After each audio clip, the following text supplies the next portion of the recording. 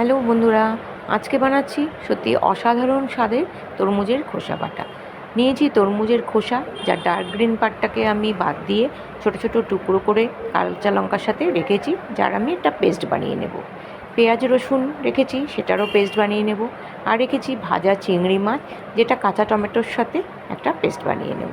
কড়াইতে সর্ষের তেল দিয়ে গরম হলে দিয়ে দিচ্ছি কালো জিরে আর শুকনো লঙ্কা।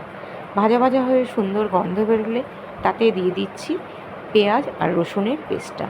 গ্যাসটাকে একদম সিমে রাখছি, খুব ভালো করে নাড়াচাড়া করে এটাকে গোল্ডেন ব্রাউন করে ভেজে নিচ্ছি। এটা ভাজা হয়ে গেলে এর মধ্যে দিয়ে দিচ্ছি তরমুজের খোসার পেস্টটা।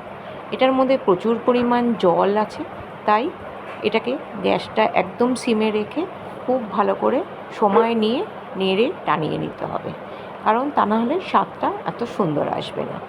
ভালো করে টেনে গেলে তার মধ্যে দিয়ে দিচ্ছি হলুদ, কাশ্মীরি লঙ্কার গুঁড়ো আর 1 চামচ পরিমাণ গুড়।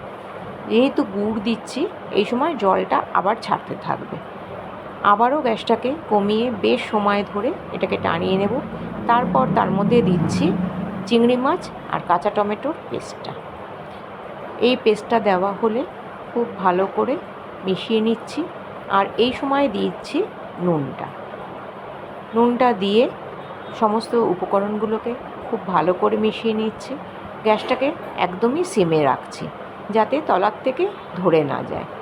ভালো করে নাড়াচাড়া করে বেশ অনেকক্ষণ সময় টানিয়ে নিলেই তো